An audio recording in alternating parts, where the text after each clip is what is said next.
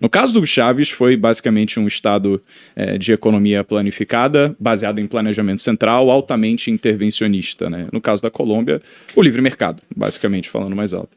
E o caso do setor do petróleo, o que aconteceu foi uma coisa meio... assim, a intervenção... Bizarro. Porque você tem um país que ele foi abençoado por ter rios e rios de petróleo. Eu te dou os dados. 18% das reservas mundiais... Não está aqui na apresentação, tá, Pedro? Mas eu lembro, 18% das reservas mundiais de petróleo estão na Venezuela.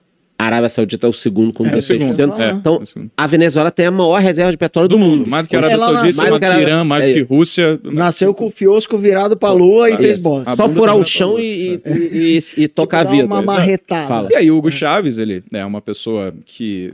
com motivos óbvios, falou, vou investir nisso aqui, né? Tem muito potencial. Um país, ele não tem um problema quando ele é abençoado com uma commodity que é valiosa para todo mundo. Ela tem um problema quando você tem uma má administração pública a respeito desses recursos, dessas commodities que vem. E foi exatamente isso que aconteceu. O Hugo Chávez, ele decidiu investir no petróleo e acabar fazendo com que, para o setor se acelerar esse desenvolvimento, despejar rios e rios de dinheiro para contratar as melhores pessoas, aumentando os seus salários. Só que, numa indústria baseada, dependente do petróleo, quando você tem um aumento da oferta monetária focada nesse setor, o que acontece com a mão de obra dos outros setores? Acaba migrando, né? Então as pessoas, elas têm uma atratividade muito grande para vir para o setor do petróleo, porque mesmo lá onde que não manjem porra nenhuma. Porque você cria vários setores capilares ali, só que, e também o que o Estado estava subsidiando. Só que se você tem um desabastecimento dos outros setores que são essenciais para a economia e as pessoas continuam empregadas, porque elas só estão migrando a mão de obra de um setor para o outro, o que acontece é que está todo mundo ganhando muito dinheiro, com salários artificialmente empurrados para cima por conta do governo de Hugo Chávez, só que as outras indústrias não estão produzindo. Então você tem uma baixa produção e aumento da oferta monetária, e a consequência disso é aquela velha história, né? Inflaçãozinha. Exatamente, que tem atormentado a Venezuela nesses últimos anos. Eu acho que alguns dados interessantes também, eu peguei algumas coisas aqui. A Venezuela, ela era considerada como Venezuela Saudita, justamente por conta das vastas reservas de petróleo que existiam lá, né? E o que a gente cria, assim, uma baita contradição, como é que um país que ele foi com tanta sorte de nascer com a bunda virada para a lua, ele consegue, de fato, virar essa podridão com mais de 94% das pessoas abaixo da linha de pobreza. Eles cortaram 9-0. Parece até que tá errado, né? Pois é. Parece que a gente tá falando bosta, né? Tiveram como se fosse 6 milhões de venezuelanos que já emigraram do país, já fugiram. De uma população de 20% da população deixou a Venezuela. Já vazou. Caramba. Surreal, né? Surreal. Para os países vizinhos, muito para o Brasil também, né? A gente tem um programa de acolhida. Olha isso aqui, ó. 2016, a Venezuela já acumulava uma inflação de 800% ao ano. Inclusive, em 2021, essa inflação chegou a 1 milhão% ao ano.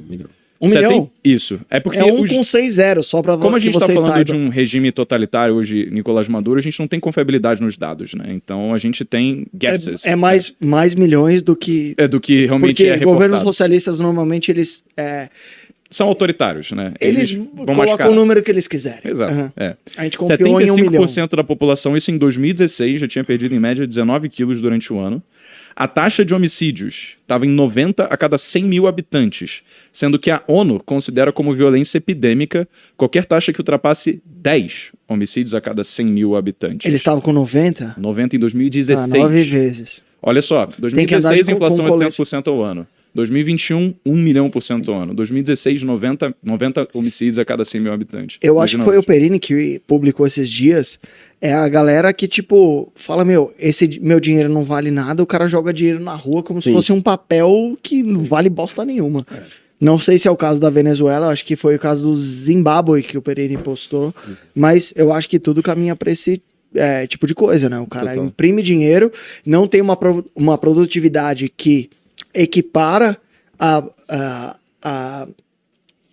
oferta que essa demanda que os caras inventam do nada, criam, e aí dá uma merda em termos de inflação gigantesca. Um ponto importante, Breno, disso que você falou da fome e tudo mais, é que eu me recordo do início do governo Chávez. Eu me recordo das notícias de como foi implantado. Eu já acompanhava, né? Porque o Chávez, em 92, Ele tentou dar um golpe, foi preso, deu errado, e aí libertaram ele, ele voltou nas eleições depois. Ele foi eleito, não foi um... Ele não tomou o poder com um golpe. E o que acontece é que quando ele entrou, o momento econômico para o petróleo estava muito bom.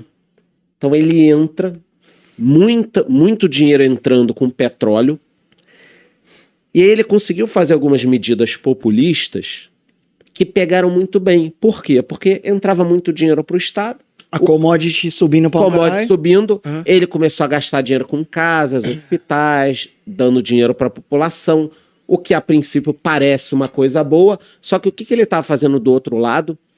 Expropriando várias empresas.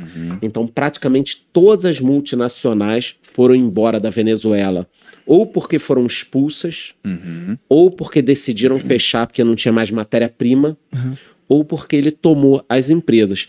E a PDVSA, que é a principal empresa da Venezuela, responsável pelo petróleo, eles tiraram os cargos técnicos e botaram amigos, pessoas que tinham cargo político. Então, vamos pensar que bizarro você pegar pessoas técnicas que são referência naquela área, engenheiros, pessoas de um nível top, que trabalharam em outras empresas, aí você tira e põe pessoas do partido político. O interesse não passa a ser mais a produtividade. A exploração. Então, a Venezuela hoje, por exemplo, que o petróleo está caro, está produzindo menos do que nos anos 2000. Né?